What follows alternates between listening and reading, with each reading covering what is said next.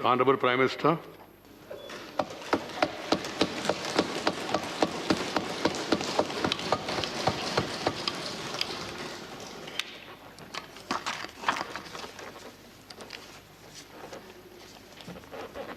आदरणीय सभापति जी, पूरा विश्व अनेक चुनौतियों से जूझ रहा है। शायद ही किसी ने सोचा होगा कि मानव जात को ऐसे कठिन दौर से गुजरना पड़ेगा। ऐसी चुनौतियों के बीच इस दशक के प्रारंभ में ही हमारे आदरणीय राष्ट्रपति जी ने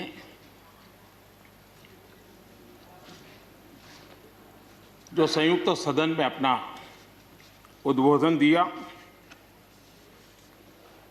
वो अपने आप में इस चुनौतियों भरे विश्व में एक नई आशा जगाने वाला, नया उमंग पैदा करने वाला और नया आत्मविश्वास पैदा करने वाला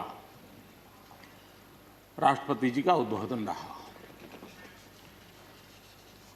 आत्मनिर्भर भारत की राह दिखाने वाला और इस दशक के लिए एक मार्ग प्रशस्त करने वाला राष्ट्रपति जी का उद्बोधन रहा। आदरणीय सभापति जी, मैं राष्ट्रपति जी का तहे दिल से आभार व्यक्त करने के लिए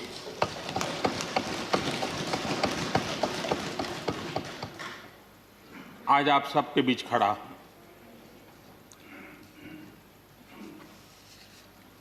राज्यसभा में करीब 13-14 घंटे तक 50 से अधिक मान्य सदस्यों ने अपने विचार रखे, बहुमूल्य विचार रखे, अनेक पहलुओं पर विचार रखे और इसलिए मैं सभी आदरणीय सदस्यों का हृदयपूर्वक आभार भी व्यक्त करता हूं इस चर्चा को समृद्ध बनाने के लिए। अच्छा होता कि राष्ट्रपति जी का भाषण सुनने के लिए भी सब होते तो लोकतंत्र की गरिमा और बढ़ जाती और हम सबको कभी गिला शिकवा न रहता कि हमने राष्ट्रपति जी का भाषण सुना नहीं था। लेकिन राष्ट्रपति जी के भाषण की ताकत इतनी थी कि न सुनने के बावजूद भी बहुत कुछ बोल पाए। ये अपने आप में उस भाषण की ताकत थी, उन विचारों की ताकत थी, उन आदर्शों की ताकत थी कि जिसके कारण न सुनने के बाद भी बात पहुंच गई। और इसलिए मैं समझता हूं इस भाषण का मूल्य अनेक गुना है। आदरणीय सभापति जी, जैसे मैंने कहा, अनेक चुनौतियों के बीच राष्ट्रपति जी का इस दशक का प्रथम भाषण हुआ। लेकिन ये भी सही है कि जरा पूरे विश्व पटल की तरफ देखते हैं, भारत के युवा मन को देखते हैं, तो ऐसा लगता है कि आज भारत सच्चे अर्थ में एक अवसरों की भूमि है। अनेक अवसर हमारा इंतजार कर रहे हैं और इसलिए जो देश युवा हो, जो देश उत्साह से भरा हुआ हो, जो देश अनेक सपनों को लेकर के संकल्प के साथ सिद्धि को प्राप्त करने के लिए प्रयासरत हो, वो देश इन अवसरों को कभी जाने नहीं दे सकता। हम सब के लिए ये भी एक अवसर है कि हम आज़ादी के 75 वर्ष में प्रवेश कर रहे हैं। ये अपने आप में एक प्रेरक अवसर है। हम जहां भी हो, जिस रूप में हो, मां भारती के संतान के रूप में इस आज़ादी के 75वें पर्व को हमने प्रेरणा का पर्व बनाना चाहिए। देश को आने वाले वर्षों के लिए तैयार करने के लिए कुछ न कुछ कर गुजरने का होना चाहिए। और 2047 में देश जब आज़ादी की शताब्दी मनाए, तब हम देश को कहाँ तक ले जाएंगे, इन सपनों को बार बार हमने लेते रहना चाहिए। आज पूरे विश्व की नज़र भारत पर है, भारत से अपेक्षाएं भी हैं और लोगों में एक विश्वास भी है कि अगर भारत ये कर लेगा, दुनिया की बहुतेक समस्याओं का समाधान वहीं से हो जाएगा। ये विश्वास आज दुनिया में भारत के लिए पड़ा है। आदरणीय सभापति जी, जब मैं अवसरों की चर्चा कर रहा हूं, तब महाकवि मैथिली शरण गुप्त जी की कविता को मैं उद्घोषित करना चाहूंगा। गुप्त जी ने कहा था, अवसर तेरे लिए खड़ा है, अवसर तेरे लिए खड़ा है, फिर भी तू चुपचाप पड़ा है। अवसर तेरे लिए खड़ा है, फिर भी तू चुपचाप पड़ा है। तेरा कर्म क्षेत्र बड़ा है, तेरा कर्म क्षेत्र बड़ा है, पल पल है अनमोल, पल पल है अनमोल। अरे भारत उठ, अरे भारत उठ, आंखें खोल। ये मैथिली शरण गुप्त जी ने कहा था।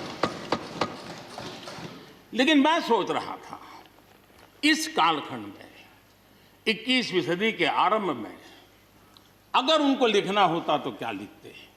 मैं कल्पना करता था कि वो लिखते, अवसर तेरे लिए खड़ा है, अवसर तेरे लिए खड़ा है, तू आत्मविश्वास से भरा पड़ा है, तू आत्मविश्वास से भरा पड़ा है। हर बाधा, हर बाधा, हर बंदिश को तोड़, हर बाधा, हर बंदिश को तोड़। अरे भारत, अरे भारत, आत्मनिर्भरता के पथ पर दौड़, आत्मनिर्भरता के पथ पर दौड़।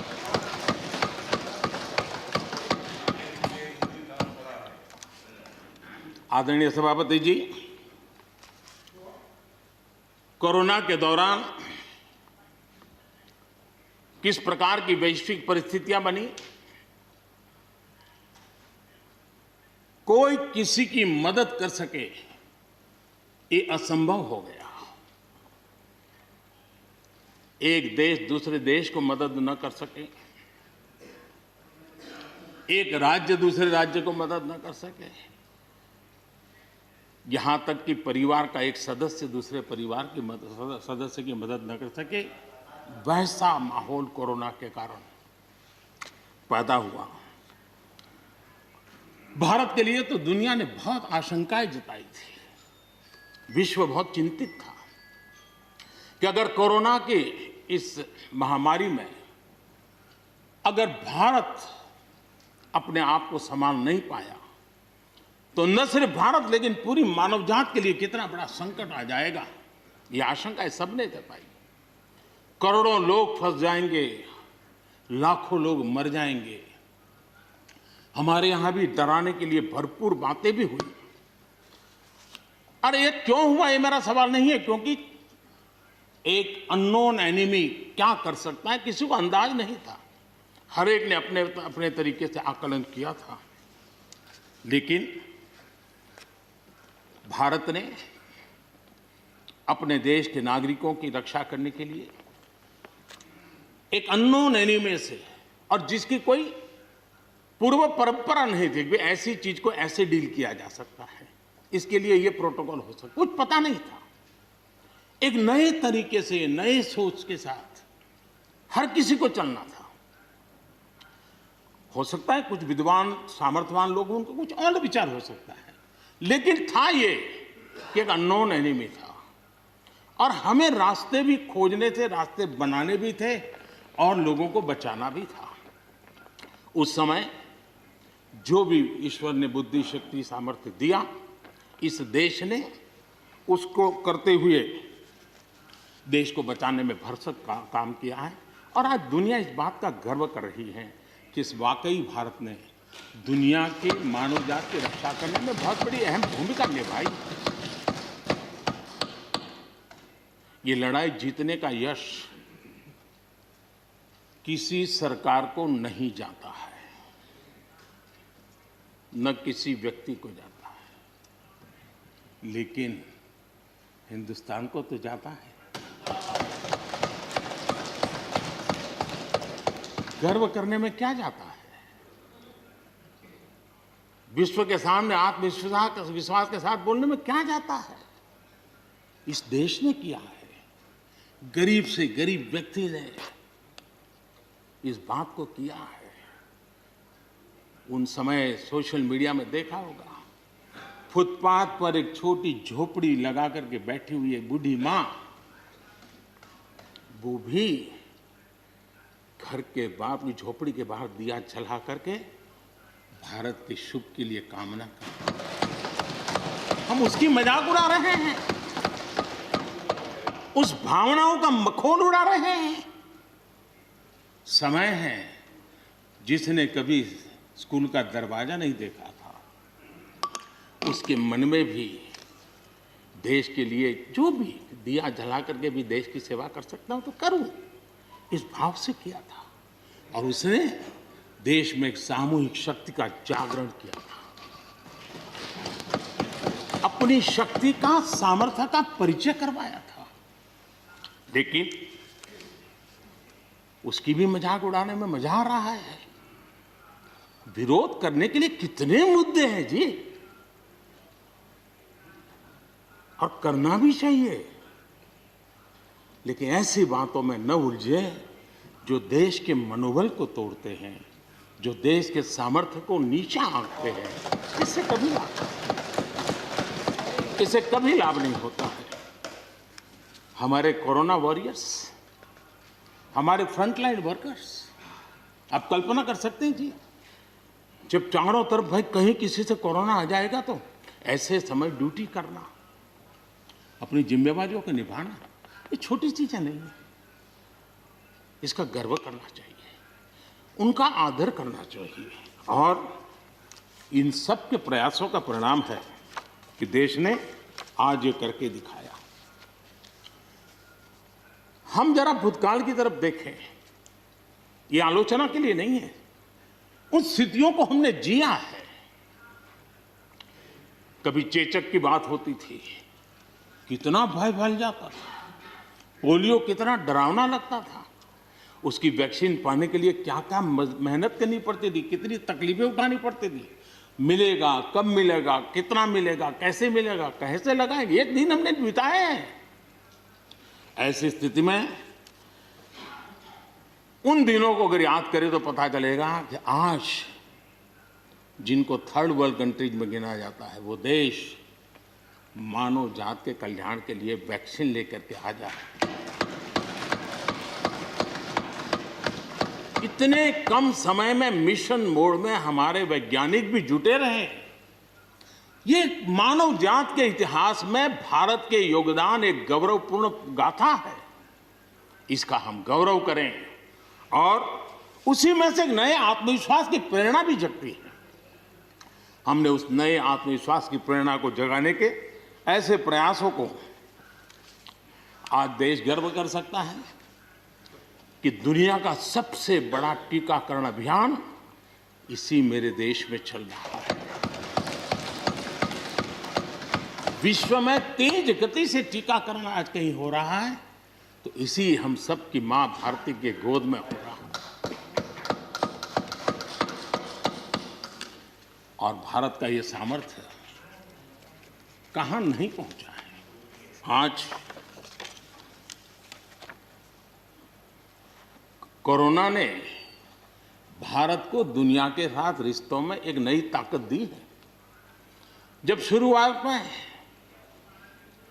कौन सी दवाई काम करेगी, वैक्सीन नहीं थी, तो सारा विश्व का ध्यान भारत की दवाइयों पर गया। विश्व में फार्मेसी के हब के रूप में भारत उभर करके आया। 150 देशों में दवाई पहुंचाने का काम उस संकट काल में भी इस देश ने किया है। मानव जात की रक्षा के लिए हम पीछे नहीं। इतना ही नहीं, इन समय वैक्सीन के संबंध में भी विश्व बड़े गर्व के साथ कहता है कि हमारे पास भारत की वैक्सीन आ गई है, हमारे पास भारत की वैक्सीन आ गई है। हम सबको मालूम है कि दुनिया के बड़े बड़े अस्पताल में भी बड़े बड़े लोग भी जब ऑपरेशन कराने जाते हैं, कोई बड़े मेजर ऑपरेशन के लिए, और ऑपरेशन थिएटर में जाने के बाद प्रक्रिया शुरू होने के पहले उसकी आंखें ढूंढती है कि कोई हिंदुस्तानी डॉक्टर है कि नहीं है। और जैसे ही एकाध टीम के अंदर एकाध भी हिंदुस्तानी डॉक्टर दिखता है ना, उसका विश्वास हो जाता है अब ऑपरेशन। ये देश ने कमाया है, इसका हमें गर्व होना चाहिए। और इसलिए इसी गर्व को लेकर के हम आगे बढ़ रहे हैं। इस कोरोना में जैसे वैश्विक संबंधों में भारत ने अपनी एक विशिष्ट पहचान बनाई है, अपना स्थान बनाया है, वैसे ही भारत ने हमारे फेडरल स्ट्रक्चर को इस कोरोना के कालखंड में हमारी अंतर्भूत ताकत क्या है, संकट के समय हम कैसे मिलकर के काम कर सकते हैं, एक ही दिशा में सब शक्तियां लगा करके हम कैसे प्रयास कर सकते हैं, ये केंद्र और राज्य ने मिलकर के करके दिखाया है। मैं राज्यों को भी, क्योंकि इस सदन में राज्यों की अपनी फ्लेवर होती है, और इसलिए इस सदन में तो मैं विशेष रूप से राज्यों का भी अभिनंदन करता हूं, और कोऑपरेटिव फेडरलिज्म को ताकत देने का काम, इस कोरोना के संकट को अवसर में पलटने का काम हमारे सभी ने किया है। इसलिए सब कोई अभिनंदन के अधिकारी हैं। यहाँ पर लोकतंत्र को लेकर के काफी उपदेश दिए गए, बहुत कुछ कहा गया और लेकिन मैं नहीं मानता हूं कि जो बातें बताई गई हैं देश का कोई भी नागरिक इस पर भरोसा करेगा। भारत का लोकतंत्र ऐसा नहीं है कि जिसकी खाल हम इस प्रकार से उधेड़ सकते हैं। ऐसी गलती हम न करें। और मैं श्रीमान डेरेक जी की बात सुन रहा था, बढ़िया बढ़िया शब्दों का प्रयोग हो रहा था, फ्रीडम ऑफ स्पीच,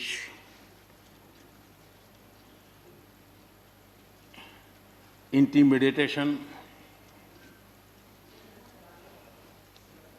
हाउडिंग। जब शब्द सुन रहा था तो लग रहा था कि ये बंगाल की बात बता रहे हैं कि देश की बता रहे हैं।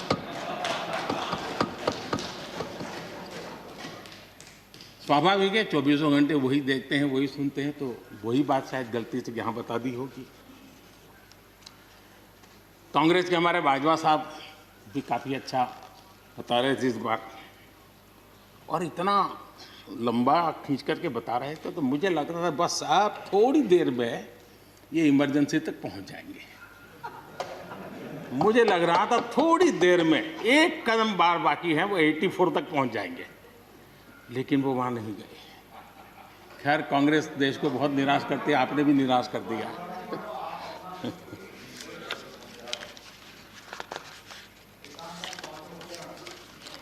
माननीय सभापति जी, मैं एक कोट इस सदन के सामने रखना चाहता हूं, और खास करके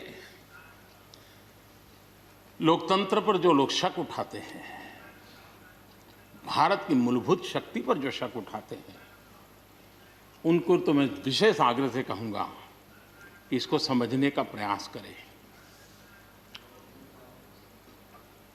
हमारा लोकतंत्र किसी भी मायने में वेस्टर्न इंस्टीट्यूशन नहीं है, ये एक ह्यूमन इंस्टीट्यूशन है।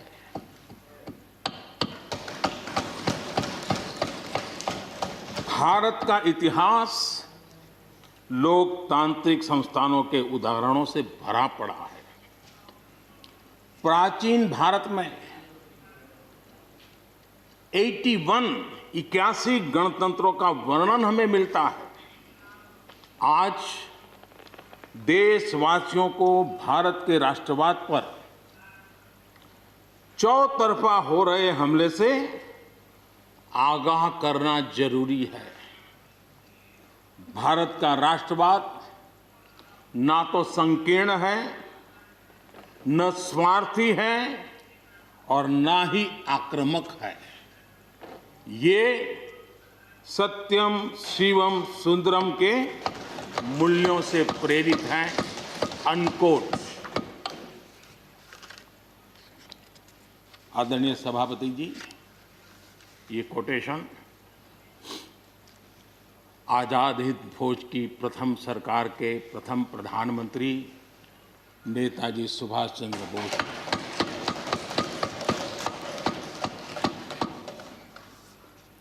और संयोग है कि 125वीं जयंती आज हम मना रहे हैं, लेकिन दुर्भाग्य इस बात का है कि जाने अनजाने में हमने नेताजी की इस भावना को, नेताजी के इन विचारों को, नेताजी के इन आदर्शों को भुला दिया। और उसका परिणाम है कि आज हमको कोसने लग गए। मैं तो कभी कभी हैरान हो जाता हूं। दुनिया जो हमें कोई शब्द पकड़ा देती है, हम भी उसको पकड़ करके चल पड़ते हैं। दुनिया की सबसे बड़ी डेमोक्रेसी, दुनिया की सबसे बड़ी डेमोक्रेसी, दुनिया की सबसे बड़ी डेमोक्रेसी सुनते हैं, हमको भी अच्छा लगता है। हाँ यार, भारत विश्व की सबसे बड़ा लोकतंत्र। लेकिन हमने अपने युवा पीढ़ी को ये सिखाया नहीं कि भारत ये मदर ऑफ डेमोक्रेसी है, ये लोकतंत्र की जननी है। हम सिर्फ बड़ा लोकतंत्र है ऐसा नहीं है, यह देश लोकतंत्र की जननी है। ये बात हमें हमारी आने वाली पीढ़ियों को सिखानी होगी और हमें गर्व से इस बात को बोलना होगा, क्योंकि हमारे पूर्वजों ने विरासत हमें दी है। भारत की शासन व्यवस्था डेमोक्रेटिक है। सिर्फ इसी वजह से हम लोकतांत्रिक देश नहीं है। भारत की संस्कृति, भारत के संस्कार, भारत की परंपरा, भारत का मन लोकतांत्रिक है और इसलिए हमारी व्यवस्था लोकतांत्रिक है। ये है इसलिए ये है ऐसा नहीं है, मूलतः हम लोकतांत्रिक हैं इसलिए ये है। और ये कसौटी भी हो चुकी है देश की। आपातकाल के उन दिनों को याद कीजिए, न्यायपालिका का हाल क्या था, मीडिया का क्या हाल था, शासन का क्या हाल था। सब कुछ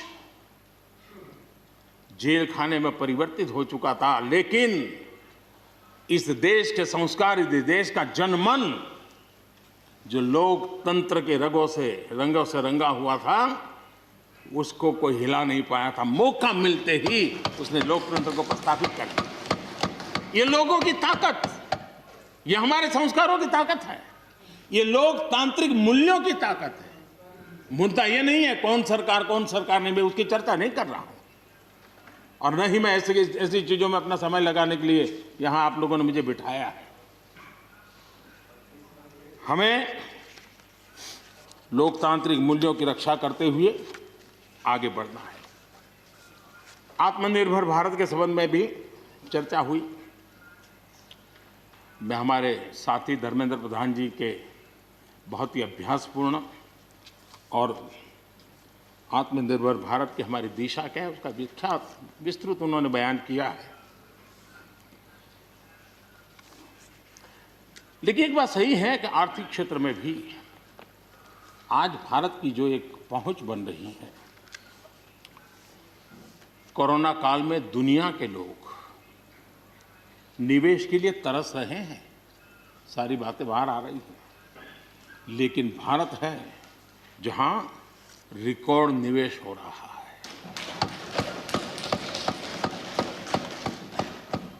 सारे तथ्य बता रहे हैं कि अनेक देशों की अर्थस्थिति डामाडोल है, जबकि दुनिया भारत में डबल डिजिट ग्रोथ का अनुमान लगा रही है। एक तरफ निराशा का माहौल है तो हिंदुस्तान में एक आशा की किरण नजर आ रही है। ये दुनिया की तरफ से आवाज उठ रही है। आज भारत का विदेशी मुद्रा भंडार रिकॉर्ड स्तर पर है। आज भारत में अन्न उत्पादन रिकॉर्ड स्तर पर है। भारत आज दुनिया में दूसरा बड़ा देश है जहां पर इंटरनेट यूजर है। भारत में आज हर महीने 4 लाख करोड़ रुपए का लेन देन डिजिटली हो रहा है, यूपीआई के माध्यम से हो रहा है, यूपीआई के माध्यम से। याद कीजिए, यहाँ के इसी सदन के भाषण में सुन रहा था 2 साल 3 साल पहले, लोगों के पास मोबाइल कहाँ है, टिकना कहाँ है, लोग डिजिटल कैसे करेंगे। ये देश की ताकत देखिए, हर महीने 4 लाख करोड़ रुपए भारत मोबाइल फोन के निर्माता के रूप में दुनिया का दूसरा सबसे बड़ा देश बना है। भारत में रिकॉर्ड संख्या में स्टार्टअप्स, यूनिकॉर्न्स, और जिसका विश्व में जय जयकार होने लगा है। इसी धरती पर हमारी युवा पीढ़ी कर रही है। रिन्यूएबल एनर्जी के क्षेत्र में विश्व के पहले 5 देशों में हमने अपनी जगह बना ली है और आने वाले दिनों में हम ऊपर ही चढ़ते जाने वाले हैं। जल हो, थल हो, नभ हो, अंतरिक्ष हो, भारत हर क्षेत्र में अपनी रक्षा के लिए अपने सामर्थ्य के साथ खड़ा है। सर्जिकल स्ट्राइक हो या एयर स्ट्राइक, भारत की कैपेबिलिटी को दुनिया ने देखा है। आदरणीय सभापति जी, 2014 में जब पहली बार मैं इस सदन में आया था, इस परिसर में आया था, और मुझे नेता के रूप में जब चुना गया था, तो मेरे पहले भाषण में मैंने कहा था कि मेरी सरकार गरीबों को समर्पित है। मैं आज दोबारा आने के बाद भी यही बात को दोहरा रहा हूं। और हम न हमारी डायरेक्शन बदली है, न हमने डाइल्यूट किया है, न डाइवर्ट किया है। उसी मिजाज के साथ हम काम कर रहे हैं, क्योंकि इस देश में आगे बढ़ने के लिए हमें गरीबी से मुक्त होना ही होगा। हमें प्रयासों को जोड़ते ही जाना होगा। पहले के प्रयास हुए होंगे तो उसमें और जोड़ना ही पड़ेगा। हम रुक नहीं सकते। जितना कर लिया बहुत है, नहीं रुक सकते। हमें और करना ही होगा। आज मुझे खुशी है कि जो मूलभूत आवश्यकता है ईज ऑफ लिविंग के लिए, और जिसमें से आत्मविश्वास पैदा होता है, और एक बार गरीब के मन में आत्मविश्वास भर गया, गरीब खुद गरीबी को चुनौती देने की ताकत के साथ खड़ा हो जाएगा। गरीब किसी का मदद के मोहताज नहीं रहेगा। ये मेरा अनुभव है और इसलिए मैं कहता हूँ, मुझे खुशी है 10 करोड़ से ज़्यादा शौचालय बने, 41 करोड़ से ज़्यादा लोगों के बैंक खाते खुले, 2 करोड़ से अधिक गरीबों के घर बने, 8 करोड़ से अधिक मुफ्त गैस के कनेक्शन दिए गए, 5 लाख रुपए तक मुफ्त इलाज गरीब की जिंदगी में एक बहुत बड़ी ताकत बनकर के उभर रही है। ऐसी अनेक योजनाएं जो गरीबों के जीवन में बदलाव ला रही हैं, नया विश्वास पैदा कर रही हैं। आदरणीय सभापति जी, चुनौतियां हैं। अगर चुनौतियां न होती, ऐसा कहीं कुछ नजर नहीं आएगा। दुनिया का समृद्ध में समृद्ध देश, उसको भी चुनौतियां होती हैं। उसकी चुनौती अलग प्रकार की होगी, हमारी चुनौती अलग प्रकार की है। लेकिन तय हमें यह करना है कि हम समस्या का हिस्सा बनना चाहते हैं कि हम समाधान का हिस्सा बनना चाहते हैं। बस ये पतली सी रेखा है। अगर हम समस्या का हिस्सा बने तो राजनीति तो चल जाएगी, लेकिन अगर हम समाधान का माध्यम बनते हैं तो राष्ट्रनीति को 4 चांद लग जाते हैं। और इसलिए हमारा दायित्व है, हमें वर्तमान पीढ़ी के लिए भी सोचना है, हमें भावी पीढ़ी के लिए भी सोचना है। समस्या है, लेकिन मुझे विश्वास है हम साथ मिलकर काम करेंगे, आत्मविश्वास से काम करेंगे तो हम स्थितियों को भी बदलेंगे और हम इच्छित परिणाम भी प्राप्त कर सकेंगे। ये मेरा पक्का विश्वास है। आदरणीय सभापति जी, सदन में किसान आंदोलन की भरपूर चर्चा हुई है। ज्यादा से ज्यादा समय जो बातें बताई गई वो आंदोलन के संबंध में बताई गई। किस बात को लेकर के आंदोलन है उस पर सब मौन रहे। आंदोलन कैसा है, आंदोलन के साथ क्या हो रहा है, ये सारी बातें बहुत बताई गई, उसका भी महत्व है। लेकिन जो मूलभूत बात है, अच्छा होता कि उसकी विस्तार से चर्चा होती। वैसे हमारे माननीय कृषि मंत्री जी ने बहुत ही अच्छे ढंग से कुछ सवाल भी पूछे हैं। उन सवालों के जवाब तो नहीं मिलेंगे, मुझे खातरी है, लेकिन उन्होंने बहुत ही अच्छे ढंग से इस विषय की इस सदन में चर्चा की है। मैं आदरणीय देवेगौड़ा जी का बहुत आभारी हूं कि उन्होंने इस पूरी चर्चा को एक गांभीर्य दिया और उन्होंने सरकार के जो अच्छे प्रयास है उसकी सराहना भी की, क्योंकि वो किसानों के लिए समर्पित रहे हैं जीवन भर, और उन्होंने इस सरकार के प्रयासों की सराहना भी की और उन्होंने अच्छे सुझाव भी दिए। मैं आदरणीय देवेगौड़ा जी का हृदय से आभार व्यक्त करता हूं। आदरणीय सभापति जी, खेती की मूलभूत समस्या क्या है,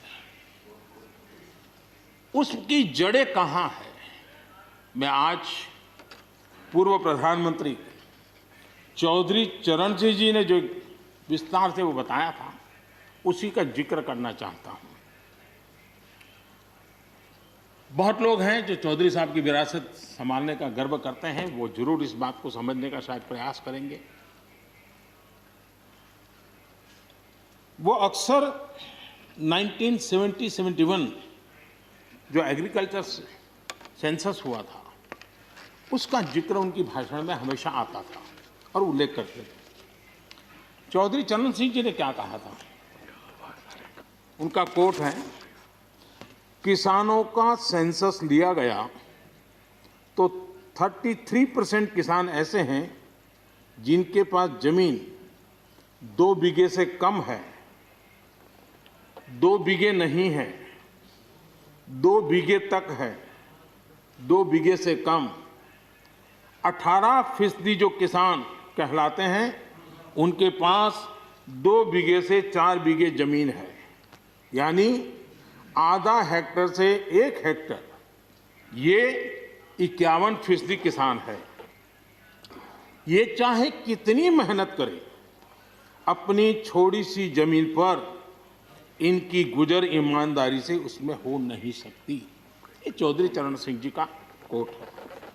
छोटे किसानों की दयनीय स्थिति चौधरी चरण सिंह जी के लिए बहुत ही हमेशा पीड़ा देती थी और हमेशा उसकी चिंता करते थे। अब हम आगे देखें, ऐसे किसान जिनके पास 1 हेक्टर से भी कम जमीन होती है, 1971 में वे 51% थे, आज 68% हो चुके हैं। यानी देश में ऐसे किसानों की संख्या बढ़ रही है जिनके पास बहुत थोड़ी सी जमीन है। आज लघु और सीमांत किसानों की मिलाएं तो 86% ज्यादा किसान के पास 2 हेक्टर से भी कम जमीन है, और ऐसे किसानों की संख्या 12 करोड़ है। क्या इन 12 करोड़ किसानों के प्रति हमारी कोई जिम्मेवारी नहीं है? क्या देश की कोई जिम्मेवारी नहीं है? क्या हमने कभी हमारी योजनाओं के केंद्र में इन 12 करोड़ किसानों को रखना पड़ेगा कि नहीं रखना पड़ेगा? ये सवाल का जवाब चौधरी चरण सिंह जी हमारे लिए छोड़ करके गए हैं। हमें जवाब को ढूंढना होगा। हमें चौधरी चरण सिंह जी को सच्ची श्रद्धांजलि देने के लिए भी इस काम के लिए जिसको जो सूझे, जिसको मौका मिले, सबने करना होगा, तब जाकर के हम इन कर सकते हैं। अब पहले की सरकारों की सोच में छोटा किसान था क्या? अगर एक बार हम थोड़ा सोचेंगे तो ध्यान आएगा। मैं आलोचना के लिए नहीं कह रहा हूं, लेकिन हमने सचमुच में, हम सब ने सोचने की आवश्यकता है। जब हम चुनाव आते ही एक कार्यक्रम करते हैं कर्ज माफी। अब वो किसान का कार्यक्रम है कि वोट का कार्यक्रम है, वो तो हिंदुस्तान में हर कोई भली भांति जानता है। लेकिन जब कर्ज माफी करते हैं तब छोटा किसान उससे वंचित रहता है, उसके नसीब में कुछ नहीं आता है, क्योंकि कर्ज माफी जो बैंक से लोन लेता है उसके लिए होती है। छोटा किसान का बेचारा बैंक में खाता नहीं, वो कहाँ लोन लेने जाएगा। हमने छोटे किसान के लिए नहीं किया है। भले ही हमने राजनीति कर ली हो, 1-2 एकड़ जमीन वाले किसान जिसके पास बैंक का खाता भी नहीं है, न वो कर्ज लेता है, न कर्ज माफी का फायदा उसको मिलता है। उसी प्रकार से पहले की फसल बीमा योजना क्या थी? एक प्रकार से वो बीमा जो बैंक गारंटी के रूप में काम करता था, और वो भी छोटे किसान के लिए तो नसीब ही नहीं होता था। वो भी उन्हीं किसानों के लिए होता था जो बैंक से लोन लेता था और उसका इंश्योरेंस होता था, तो बैंक वालों को भी एक विश्वास हो जाता था, चल जाता था। आज 2 हेक्टेयर से कम कितने किसान हो गए जो बैंक से लोन? सिंचाई की सुविधा भी छोटे किसान के नसीब नहीं हुई। बड़े किसान तो बड़ा बड़ा पंप लगा देते थे, ट्यूबवेल कर देते थे, बिजली भी ले लेते थे और बिजली भी मुफ्त मिल जाती थी, उनका काम चल जाता था। छोटे किसान के लिए तो सिंचाई के भी लिए दिक्कत थी, वो तो कभी ट्यूबवेल लगा ही नहीं सकता था, कभी कभी तो उसको बड़े किसान से पानी खरीदना पड़ता था और जो दाम मांगे वो दाम देना पड़ता था। यूरिया, बड़े किसान को यूरिया प्राप्त करने का कोई प्रॉब्लम नहीं था। छोटा किसान को रात रात लाइन में खड़े रहना पड़ता था, उस पर डंडे चलते थे और कभी कभी तो बेचारा यूरिया के बिना घर वापस लौट जाता था। ये हम छोटे किसानों के हाल जानते हैं। 2014 के बाद हमने कुछ परिवर्तन किए। हमने फसल बीमा योजना का दायरा बढ़ा दिया ताकि किसान, छोटा किसान भी उसका फायदा ले सके, और बहुत मामूली रकम से ये काम शुरू किया। और पिछले 4-5 साल में फसल बीमा योजना के तहत 90,000 करोड़ रुपए, ये छोटी रकम नहीं है, 90,000 करोड़ रुपए उसके क्लेम किसानों को मिले। कर्ज माफी से भी आंकड़ा बड़ा हो जाता है। छोटा किसानों का किसान क्रेडिट कार्ड, हमारे यहाँ किसान क्रेडिट कार्ड हुए, लेकिन बड़े किसानों तक गए और वो बैंक से बहुत ही, कुछ तो राज्यों में 0% से ब्याज से उनको मिल जाते थे पैसे, और उनके कोई न कोई दो धंधा व्यापार होता था, पैसे वहाँ भी लग जाते थे। छोटे किसान के नसीब में ये नहीं था। हमने तय किया हिंदुस्तान के हर किसान को किसान क्रेडिट कार्ड देंगे। इतना ही नहीं, हमने उसका तो दायरा फिशरमैन तक भी बढ़ा दिया ताकि वो भी इसका फायदा उठा सके।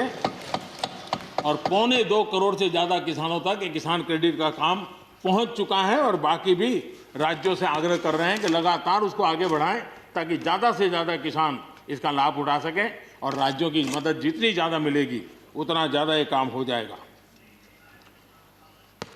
उसी प्रकार से हम एक योजना ले आए, प्रधानमंत्री सम्मान निधि योजना। सीधे किसान के खाते में, और ये गरीब किसान को, जिसके पास कभी इस प्रकार की मदद नहीं पहुंची। 10 करोड़ ऐसे परिवार हैं जिनको इसका लाभ मिल गया। और अगर बंगाल में राजनीति आड़े न आती तो बंगाल के किसान भी अगर जुड़ गए होते तो ये आंकड़ा उससे भी ज्यादा होता, और अब तक 1,15,000 करोड़ रुपया इन किसानों के खाते में गया। ये गरीब छोटे किसान, उनके पास गया है। हमारी सर्व योजनाओं के केंद्र बिंदु में सॉइल हेल्थ कार्ड, हमने 100% सॉइल हेल्थ कार्ड की बात कही, ताकि हमारे छोटे किसान को भी उसकी ज़मीन कैसी है, कौन सी उपज के लिए योग्य होगा, हमने 100% सॉइल हेल्थ कार्ड के लिए काम किया। उसी प्रकार से हमने यूरिया का नीम कोटिंग 100% किया। 100% के पीछे इरादा हमारा यही था कि गरीब से गरीब किसान तक भी यूरिया पहुंचने में रुकावट ना हो, यूरिया डाइवर्ट होता है बंद हो, और उसमें हम सफल भी हुए।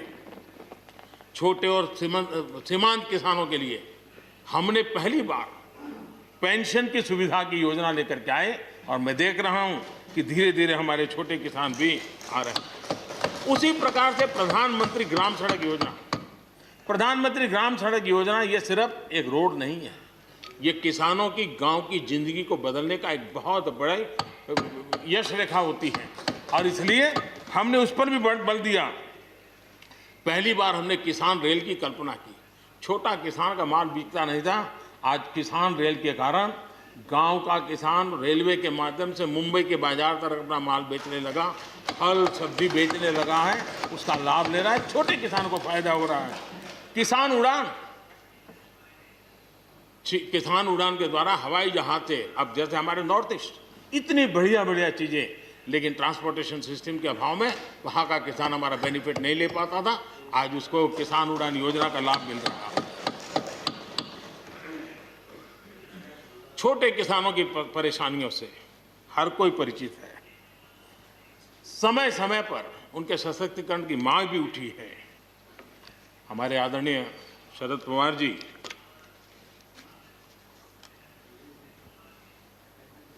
और कांग्रेस के भी हर किसी ने, हर सरकार ने कृषि सुधारों की वकालत की है। कोई पीछे नहीं है, क्योंकि हर एक को लगता है कर पाए नहीं कर पाए अलग बात है, लेकिन ये होना चाहिए, ये बात हर एक की निकली हुई है। और आज नहीं, जब भी जो जहां थे सबने की हुई है। और शरद राव जी ने तो अभी एक बयान भी दिया कि भाई मैं सुधारों के पक्ष में हूं। ठीक है, पद्धति के संबंध में उनके मन में सवाल है, लेकिन सुधारों का विरोध नहीं किया है। और इसलिए मैं समझता हूं कि हमें इस विषय में हमारे साथी श्रीमान सिंधिया जी ने बहुत ही अच्छे ढंग से कई पहलुओं पर इस कानून को लेकर के यहाँ पर ये सारी बातें पिछले 2 दशक से लगातार चल रही है, हर फोरम में चली है। ऐसा नहीं है कि कोई हमारे आने के बाद हर ने कहा है, और हर एक को लगा कि अब समय आ गया, हो जाए, अब समय आ गया। ये ठीक है, फुट स्टॉप कॉमा कोई इधर उधर हो सकता है, कोई ये दावा नहीं कर सकता है कि भाई हमारे समय की सोच बहुत ही बढ़िया थी। मैं भी दावा नहीं कर सकता हूं कि हमारे समय की सोच बढ़िया है, 10 साल के बाद कोई नई सोच आ ही नहीं सकती। ऐसा नहीं होता है जी। ये समाज जीवन परिवर्तनशील होता है। आज के समय हमें जो ठीक लगा, चलो चले, आगे सुधार करेंगे, नई चीजों को जोड़ेंगे। यही तो प्रगति का रास्ता होता है जी। रुकावटें डालने से प्रगति कहां होती है जी। और इसलिए, लेकिन मैं हैरान हूं, अचानक यू टर्न ले लिया भाई, ऐसा क्यों किया? ठीक है, आप आंदोलन के मुद्दों को लेकर के इस सरकार को घेर लेते, लेकिन साथ साथ किसानों को भी कहते हैं कि भाई बदलाव बहुत जरूरी है, बहुत साल हो गए, अब नई चीजों को लेना पड़ेगा, तो देश आगे बढ़ता है। लेकिन अब मुझे लगता है कि राजनीति इतनी हावी हो जाती है कि अपने ही विचार छूट जाते हैं। लेकिन जो ये सब कर रहे हैं अच्छा है। आदरणीय डॉक्टर मनमोहन सिंह जी यहाँ मौजूद है, मैं उन्हीं का एक कोट आज पढ़ना चाहता हूँ। हो सकता है जो यू टर्न कर रहे हैं वो मेरी बात माने या न माने, मनमोहन सिंह जी की तो बात जरूर मानेंगे। There are other rigidities because of the whole marketing regime set up in the 1930s, which prevent our farmers from selling their produce where they get the highest rate of return. It is our intention to remove all those handicaps which come in the way of India realizing its vast potential as one large common market. ये आदरणीय मनमोहन सिंह जी का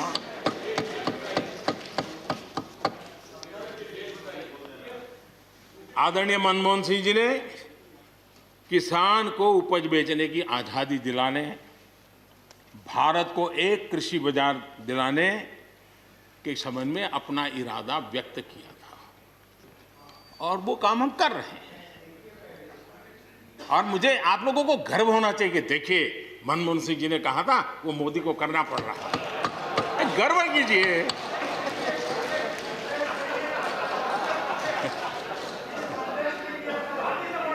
please please.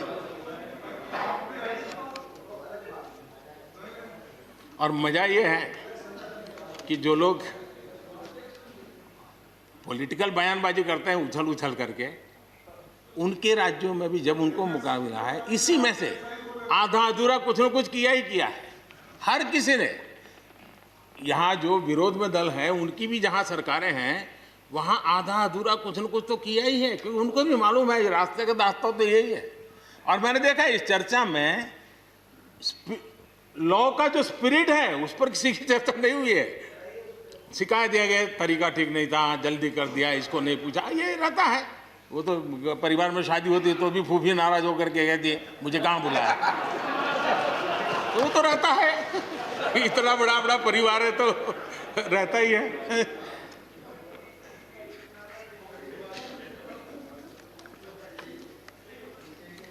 हम कुछ और बातों की ओर भी ध्यान दें। अब देखिए, दूध उत्पादन किसी बंधनों में बंधा हुआ नहीं है, न पशुपालक बंधनों में बंधा हुआ है, न दूध बंधनों में बंधा हुआ। लेकिन मजा देखिए, दूध के क्षेत्र में या तो प्राइवेट या कोऑपरेटिव दोनों ने एक ऐसी बड़ी मजबूत चेन बनाई है, दोनों मिलकर के इस काम को कर रहे हैं और एक बेहतरीन सप्लाई चेन हमारे देश में बनी है। इसको हमने जो अच्छा है उसको, और ये मेरे काल में नहीं बना है, आप भी इसका गर्व कर सकते हैं, मेरे काल से पहले बना हुआ है, हमें गर्व करना चाहिए। फल सब्जी से जुड़े व्यवसाय में ज्यादातर बाजारों का सीधा संपर्क रहता है, बाजारों की दखल हट गई है, इसका लाभ मिल रहा है। क्या डेयरी वाले, फल सब्जी खरीदने वाले उद्यमी, पशुपालकों की किसान, क्या जमीन पर कब्जा हो जाता है उनका? पशुपालन पर, पशु पे कब्जा हो जाता है? नहीं होता, दूध बिकता है, पशु नहीं बिकता है जी। हमारे देश में डेयरी उद्योग का योगदान कृषि अर्थव्यवस्था के कुल मूल्य में 28% से भी ज्यादा है। यानी इतना बड़ा हम एग्रीकल्चर की चर्चाएं करते हैं, इस पहलू को हम भूल जाते हैं। 28% कंट्रीब्यूशन है और करीब करीब 8 लाख करोड़ रुपयों का कारोबार है। जितने रुपए का दूध होता है उसका मूल्य अनाज और दाल दोनों मिला ले तो उससे ज्यादा है। हम कभी इस तरफ देखते ही नहीं है। पशुपालकों को पूरी आजादी, अनाज और दाल पैदा करने वाले छोटे और सीमांत किसानों को जैसे पशुपालक को आजादी मिली है, इनको आजादी क्यों नहीं मिलनी चाहिए? और इन सवालों के जवाब हम ढूंढेंगे तो हम सही रास्ते पर चलेंगे। आदरणीय सभापति जी, ये बात सही है, जैसा हम लोगों की स्वभाव रहा है, घर में भी थोड़ा सा भी परिवर्तन करना हो तो घर में भी एक तनाव शुरू है। चेयर यहाँ क्यों रखी, टेबल यहाँ क्यों रखा, घर में भी होता है। इतना बड़ा देश है और जिस प्रकार की परंपराओं से हम पले बढ़े हैं, तो ये मैं स्वाभाविक मानता हूँ। जब भी कोई नई चीज़ आती है तो थोड़ा बहुत रहता ही है हमारे यहाँ, क्योंकि असमंजस की स्थिति भी रहती है। लेकिन जरा वो दिन याद कीजिए जब हरित क्रांति की बातें होती थी। हरित क्रांति के समय जो कृषि सुधार हुए, तब भी जो आशंकाएं हुई, जो आंदोलन हुए, ये वेल डॉक्यूमेंटेड है और ये देखने जैसा है। कृषि सुधार के लिए सख्त फैसले लेने के उस दौर में शास्त्री जी का हाल ये था कि अपने साथियों में से कोई कृषि मंत्री बनने को तैयार नहीं होता था, क्योंकि लगता था कि ऐसा है हाथ जल जाएंगे और किसान नाराज हो जाएंगे तो मेरी तो राजनीति समाप्त हो जाएगी। ये शास्त्री जी के समय की घटनाएं हैं। और अंत में शास्त्री जी को सी सुब्रमण्यम जी को कृषि मंत्री बनाना पड़ा था और उन्होंने रिफॉर्म्स की बातें की। योजना आयोग ने भी उसका विरोध किया था। मजा देखिए, योजना आयोग ने भी विरोध किया था। वित्त मंत्रालय सहित पूरी कैबिनेट के अंदर भी विरोध का स्वर उठा था। लेकिन देश की भलाई के लिए शास्त्री जी आगे बढ़े और लेफ्ट पार्टी जो आज भाषा बोलते हैं ना, वही उस समय बोलते थे। वो यही कहते हैं, अमेरिका के इशारे पर शास्त्री जी ये कर रहे हैं, अमेरिका के इशारे पर कांग्रेस ये कर रही है। सारा जितना आज मेरे खाते में जमा है ना, वो पहले आपके यहाँ बैंक में अकाउंट में था। सब कुछ अमेरिका के एजेंट कह दिया जाता था हमारे नेता, कांग्रेस के नेताओं को। ये सब कुछ लेफ्ट वाले जो आज भाषा बोलते हैं, वो उस समय भी उन्होंने यही भाषा बोली थी। कृषि सुधारों को छोटे किसानों को बर्बाद करने वाला बताया गया था। देश भर में हजारों प्रदर्शन आयोजित हुए थे, बड़ा मूवमेंट चला था।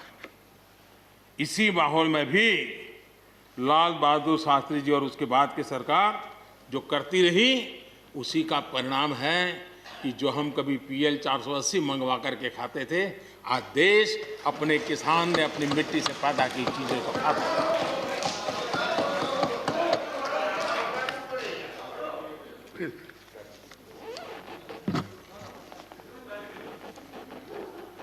रिकॉर्ड उत्पादन के बावजूद भी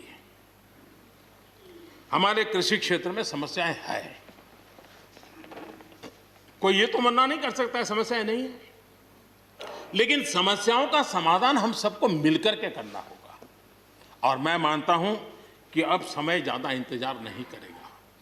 हमारे राम गोपाल जी ने बहुत ही अच्छी बात कही कि उन्होंने कहा कि कोरोना लॉकडाउन में भी हमारे किसानों ने रिकॉर्ड उत्पादन किया। सरकार ने भी बीज, खाद, सारी चीजें कोरोना काल में भी पहुंचाने में कोई कमी नहीं होने दी, कोई संकट नहीं आने दिया, और उसका सामूहिक परिणाम मिला कि देश के पास यह भंडार भरा रहा। उपज की रिकॉर्ड खरीदी भी इस कोरोना काल में ही हुई। तो मैं समझता हूं कि हमने नए नए उपाय खोज करके आगे बढ़ना होगा। और जैसा मैंने कहा, कोई भी हम कई कानून है, हर कानून में 2 साल 5 साल के बाद, कभी 2 महीने 2-3 महीने के बाद सुधार करते ही करते हैं। हम कोई स्टैटिक अवस्था में जीने वाले लोग थोड़े हैं जी। जब अच्छे सुझाव आते हैं तो अच्छे सुधार भी आते हैं, और सरकार भी अच्छे सुझावों को, और सिर्फ हमारी नहीं, हर सरकार ने अच्छे सुझावों को स्वीकार किया। यही तो लोकतंत्र की परंपरा है।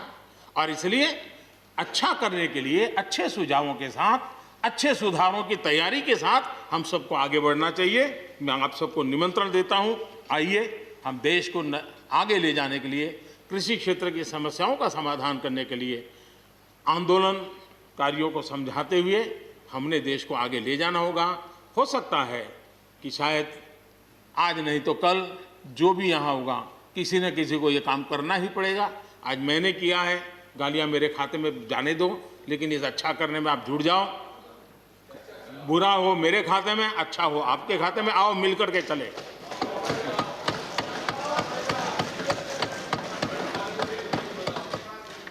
और मैं लगातार, हमारे कृषि मंत्री जी लगातार किसानों से बातचीत कर रहे हैं, लगातार मीटिंगें हो रही हैं, और अभी तक कोई तनाव पैदा नहीं हुआ है।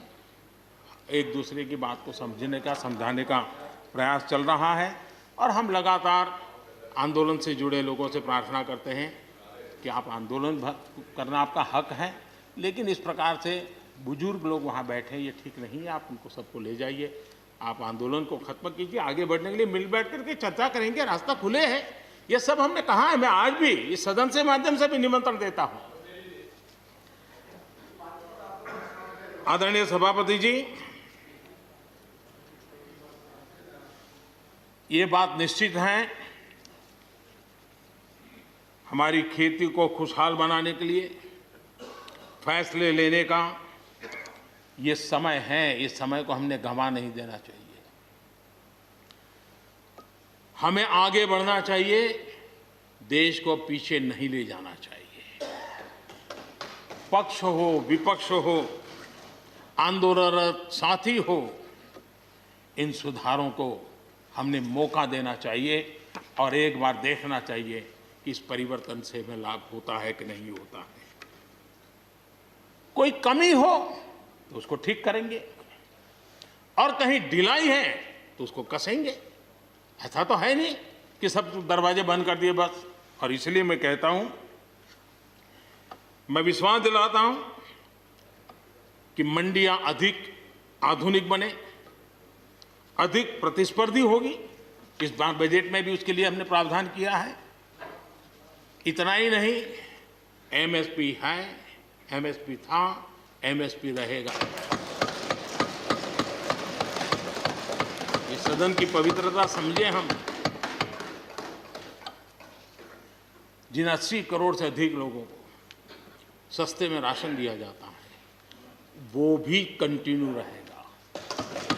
इसलिए मेहरबानी करके भ्रम फैलाने के काम में हम न जुड़े, क्योंकि हमको देश ने एक विशिष्ट जिम्मेवारी दी है।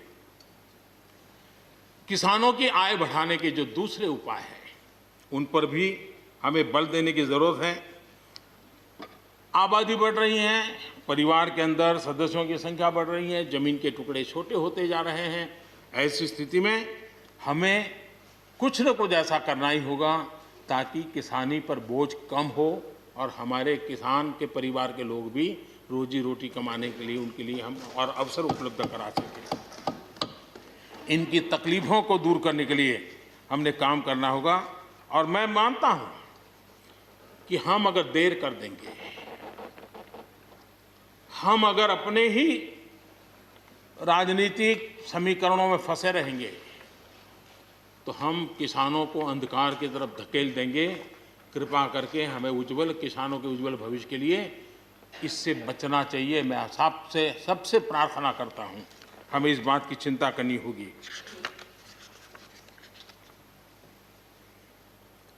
आदरणीय सभापति जी, डेयरी और पशुपालन हमारे कृषि क्षेत्र के साथ बढ़ावा देने की जरूरत है ताकि हमारा किसान पगभर हो। उसी प्रकार इसी काम के लिए हमने फूट एंड माउथ डिसीज के लिए एक बहुत बड़ा अभियान चलाया है ताकि वो किसान को या पशुपालक जो बाय एंड लार्ज किसानी से जुड़ा हुआ रहता है उसको भी लाभ होगा। हमने फिशरीज को भी एक अलग बल दिया, अलग मिनिस्ट्री बनाई और 20,000 करोड़ रुपए मत्स्य संपदा योजना के लिए लगाया है ताकि ये पूरे क्षेत्र को एक नया बल मिले। स्वीट रिवॉल्यूशन, भारत में बहुत संभावनाएं हैं और इसलिए भारत ने किसान, उसके लिए बहुत जमीन की जरूरत नहीं है, अपने ही खेत के कोने में वो कर दें तो भी साल में 40,000, 50,000, लाख रुपया, 2 लाख रुपया कमा लेगा वो।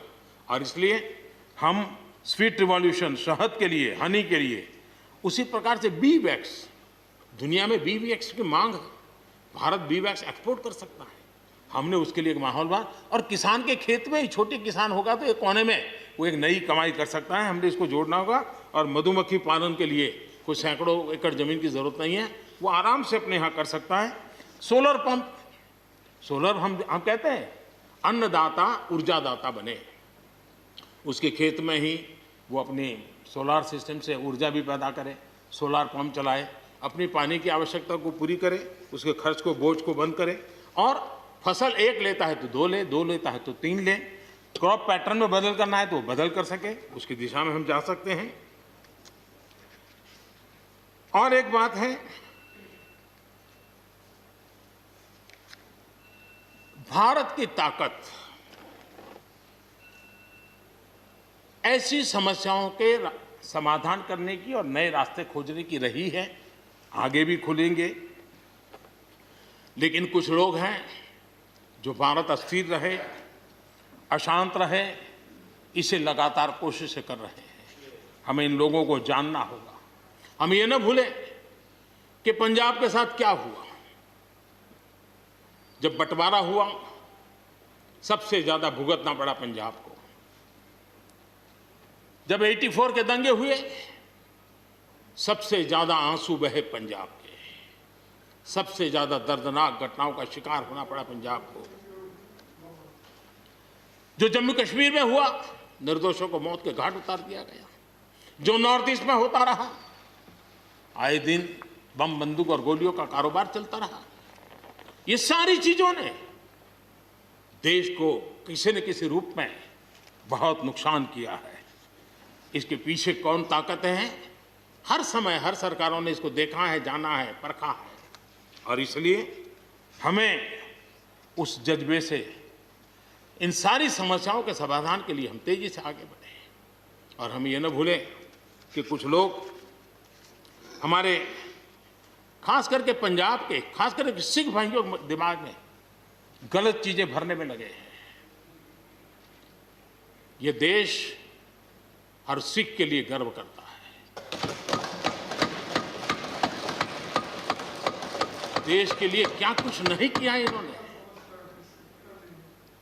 उनका जितना हम आदर करें उतना कम है।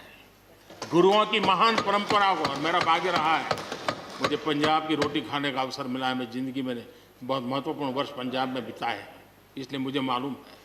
और इसलिए जो भाषा उनके लिए कुछ लोग बोलते हैं, उनको गुमराह करने के जो लोग प्रयास करते हैं, इससे कभी देश का भला नहीं होगा। और इसलिए हमें इन दिशा में चिंता करने की आवश्यकता है। आदरणीय सभापति महोदय, हम लोग कुछ शब्दों से बड़े परिचित हैं। श्रमजीवी, बुद्धिजीवी, ये सारे शब्दों से परिचित हैं। लेकिन मैं देख रहा हूं कि पिछले कुछ समय से इस देश में एक नई जमात पैदा हुई है, एक नई बिरादरी सामने आई है, और वो है आंदोलनजीवी। ये जमात आप देखोगे, वकीलों का आंदोलन है वो ना वहां नजर आएंगे, स्टूडेंट का आंदोलन है वो वहां नजर आएंगे, मजदूर का आंदोलन है वो वहां नजर आएंगे, कभी पर्दे के पीछे, कभी पर्दे के आगे। एक पूरी टोली है जी जो आंदोलनजीवी है। वो आंदोलन के बिना जी नहीं सकते हैं, और आंदोलन से जीने के लिए रास्ते खोजते रहते हैं। हमें ऐसे लोगों को पहचानना होगा कि वो जो सब जगह पे पहुंच करके और बड़ा आइडियोलॉजिकल स्टैंड दे देते हैं, गुमराह कर देते हैं, नए नए तरीके बता देते हैं। देश आंदोलनजीवी लोगों से बचे, इसके लिए हम सबको, और ये उनकी ताकत है। उनका क्या है, खुद खड़ा नहीं कर सकते चीजें, किसी की चल रही तो जाके बैठ जाते हैं, वो अपना जो जितने दिन चले चल जाता है उनका। ऐसे लोगों को पहचानने की बहुत आवश्यकता है। ये सारे आंदोलनजीवी परजीवी होते हैं।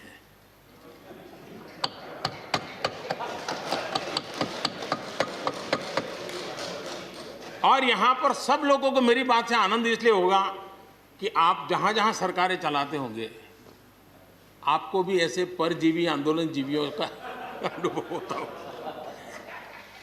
और इसलिए उसी प्रकार से एक नया मैं चीज देख रहा हूं, देश प्रगति कर रहा है, हम एफडीआई की बात कर रहे हैं, फॉरेन डायरेक्ट इन्वेस्टमेंट। लेकिन मैं देख रहा हूं इन दिनों एक नया एफडीआई मैदान में आया है। ये नए एफडीआई से देश को बचाना है।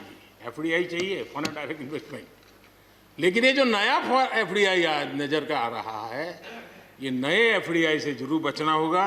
और ये नया एफडीआई है foreign destructive ideology, foreign destructive ideology. और इसलिए इस एफडीआई से देश को बचाने के लिए हमने और जागरूक रहने की जरूरत है। आदरणीय सभापति जी, हमारे देश के विकास के लिए ग्रामीण अर्थव्यवस्था, इसका अपना एक मूल्य है। ग्रामीण अर्थव्यवस्था हमारे आत्मनिर्भर भारत का एक अहम स्तंभ है। आत्मनिर्भर भारत ये किसी सरकार का कार्यक्रम नहीं हो सकता है, और होना भी नहीं चाहिए। ये 130 करोड़ देशवासियों के संकल्प होने चाहिए। हमें गर्व होना चाहिए, और इसमें कोई दुविधा नहीं होनी चाहिए। और महात्मा गांधी जैसे महापुरुषों ने हमें यही रास्ता दिखाया था। अगर हम वहां से थोड़े हट गए हैं तो वापस उस पटरी पर आने की जरूरत है, और आत्मनिर्भर भारत के रास्ते पर हमको बढ़ना ही होगा। गांव और शहर की खाई को अगर हमें पाटना है तो उसके लिए भी हमें आत्मनिर्भर भारत की ओर बढ़ना ही होगा। और मुझे विश्वास है कि हम उन बातों को लेकर के जब आगे बढ़ रहे हैं तो हमारे देश के सामान्य मानवी का विश्वास बढ़े। जैसे अभी प्रश्नोत्तर काल के अंदर जल जीवन मिशन की चर्चा हो रही थी। इतने कम समय में 3 करोड़ परिवारों तक घर में पीने का पानी पहुंचाने का नल कनेक्शन देने का काम हो चुका है। आत्मनिर्भरता तभी संभव जब अर्थव्यवस्था में सभी की भागीदारी हो।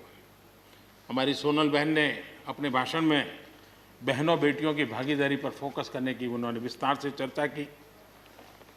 कोरोना काल में चाहे राशन हो, आर्थिक मदद हो या मुफ्त गैस सिलेंडर, सरकार ने हर तरह से एक प्रकार से हमारी माताओं बहनों को असुविधा ना हो इसकी पूरी चिंता करने का प्रयास किया है। और उन्होंने एक शक्ति बनकर के इन चीज़ों को संभालने में मदद भी की है। जिस तरह इस मुश्किल परिस्थिति में हमारे देश की नारी शक्ति ने बड़े धैर्य के साथ परिवार को संभाला, परिस्थितियों को संभाला है। कोरोना के इस लड़ाई में हर परिवार की मातृशक्ति की बहुत बड़ी भूमिका रही है और उनका मैं जितना धन्यवाद करूं उतना कम। बहनों बेटियों का हौसला और मैं समझता हूं कि आत्मनिर्भर भारत में अहम भूमिका हमारी माताएं बहनें निभाएगी, मुझे पूरे विश्वास है। आज युद्ध क्षेत्र में भी हमारी बेटियों की भागीदारी बढ़ रही है। नए जो लेबर कोड बनाए हैं उसमें भी बेटियों के लिए हर सेक्टर में काम करने के लिए समान वेतन का हक दिया गया है।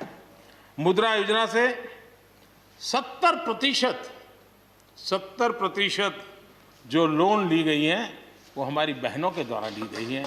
यानी एक प्रकार से ये एडिशन करीब 7 करोड़ महिलाओं की सहभागिता से 60 लाख से ज़्यादा सेल्फ हेल्प ग्रुप आज आत्मनिर्भर भारत के प्रयासों को एक नई ताकत दे रहे हैं। भारत की युवा शक्ति पर हम जितना जोर लगाएंगे, हम जितने अवसर उनको देंगे, मैं समझता हूं कि वो हमारे देश के लिए, भविष्य के लिए, उज्जवल भविष्य के लिए एक मजबूत नींव बनेंगे। जो राष्ट्रीय एजुकेशन पॉलिसी आई है उस राष्ट्रीय एजुकेशन पॉलिसी में भी हमारी युवा पीढ़ी के लिए नए अवसर देने का प्रयास हुआ है। और मुझे खुशी है कि एक लंबा अरसे समय गया एजुकेशन पॉलिसी पर चर्चा में, लेकिन उसकी स्वीकृति जिस प्रकार से देश में हुई है एक नया विश्वास पैदा किया है। और मुझे विश्वास है कि ये नई एजुकेशन पॉलिसी, नई राष्ट्रीय शिक्षा नीति हमारे देश के लिए एक नए तरीके से पढ़ने का विचार दिखा आगे। हमारा एमएसएमई सेक्टर, रोजगार के सबसे ज़्यादा अवसर एमएसएमई सेक्टर को मिल रहे हैं। और जब कोरोना काल में जो स्टिमुलस की बात हुई उसमें भी एमएसएमई पर पूरा ध्यान दिया गया और उसी का परिणाम है कि आर्थिक रिकवरी में आज हमारे एमएसएमई बहुत बड़ी भूमिका निभा रहे हैं और हम इसको आगे बढ़ा रहे हैं। हम लोग प्रारंभ से सबका साथ, सबका विकास, सबका विश्वास का मंत्र लेकर के चल रहे हैं और उसी का परिणाम है कि नॉर्थ ईस्ट हो या नक्सल प्रभावित क्षेत्र, धीरे धीरे वहाँ हमारी समस्याएं कम होती जा रही हैं। और समस्याएं कम होने के कारण, सुख और शांति का अवसर पैदा होने के कारण विकास की मुख्य धारा में ये हमारे सभी साथियों को आने का अवसर मिल रहा है। और भारत के उज्जवल भविष्य में ईस्टर्न इंडिया बहुत बड़ी भूमिका निभाएगा, ये मैं साफ देख रहा हूँ। और उसको हम पूरी मजबूती से काम रहे। मैं आदरणीय गुलाम नबी जी को सुन रहा था, वैसे भी बड़ी मृदुता, सौम्यता और कभी भी कटु शब्द का उपयोग न करना ये गुलाम नबी जी की विशेषता रही है। और मैं मानता हूँ कि हम सभी जो सांसदगण हैं उन्होंने उनसे ये सीखने जैसी चीज़ है और इसलिए मैं उनका आदर भी करता हूँ। और उन्होंने जम्मू कश्मीर में जो चुनाव हुए उसकी तारीफ की। उन्होंने कहा कि बहुत लंबे समय से, और उन्होंने ये भी कहा कि मेरे दिल में जम्मू कश्मीर विशेष है और स्वाभाविक भी है। उनके दिल में ये होना, पूरे हिंदुस्तान के दिल में जम्मू कश्मीर उसी भाव से भरा पड़ा हुआ है। जम्मू कश्मीर आत्मनिर्भर बनेगा, उस दिशा में हमारा वहाँ पंचायत के चुनाव हुए, बीडीसी के चुनाव हुए, डीडीसी के चुनाव हुए और इन सब की सराहना गुलाम नबी जी ने की है। इस प्रशंसा के लिए मैं आपका बहुत आभारी हूँ। लेकिन मुझे डर लगता है, आपने प्रशंसा की,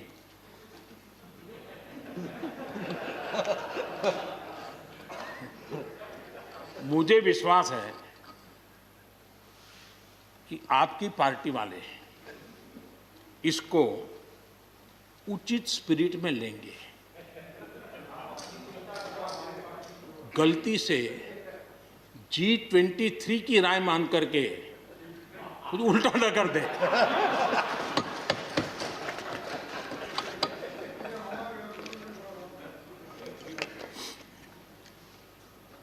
आदरणीय सभापति महोदय, कोरोना के चुनौतीपूर्ण दौर में सीमा पर भी चुनौती देने की कोशिश हुई। हमारे वीर जवानों के हौसले और कुशलता ने सटीक जवाब दिया है और हर हिंदुस्तानी को इस बात का गर्व होना चाहिए। मुश्किल परिस्थितियों में भी हमारे जवान डट करके खड़े रहे हैं। तमाम साथियों ने भी हमारे जवानों के शौर्य की सराहना की है, मैं उनका आभारी हूं। LAC पर जो स्थिति बनी है उस पर भारत का रुख बहुत स्पष्ट है और देश इसको भली भांति देख भी रहा है और गर्व भी कर रहा है। बॉर्डर इंफ्रास्ट्रक्चर और बॉर्डर सिक्योरिटी को लेकर हमारी प्रतिबद्धता में किसी प्रकार की ढील आने का सवाल ही नहीं होता है, गुंजाइश ही नहीं है। और जो लोग हमारा लालन पालन और हमारे विचारों का हमारा उछेर देखते हैं, वो कभी इस विषय में हमें सवाल ही नहीं करेंगे। उनको मालूम है हम इसके लिए डटे हुए रहने वाले लोग हैं और इसलिए हम इन विषयों में कहीं पर भी पीछे नहीं हैं। आदरणीय सभापति जी, इस सदन की उत्तम चर्चा के लिए मैं सबका धन्यवाद करते हुए आखिर में एक मंत्र का उल्लेख करते हुए अपनी वाणी को मैं विराम दूंगा। हमारे यहाँ वेदों में एक महान विचार प्राप्त होता है और हम सब के लिए, 130 करोड़ देशवासियों के लिए ये मंत्र अपने आप में बहुत बड़ी प्रेरणा है। वेदों का ये मंत्र कहता है, अयुतो अहम, अयुतो में आत्मा, अयुतो अहम, अयुतो में आत्मा, अयुतम में चक्षुः, अयुतम श्रोत्रम, अयुतो अहम, अयुतो में आत्मा, अयुतम में चक्षुः, अयुतम श्रोत्रम।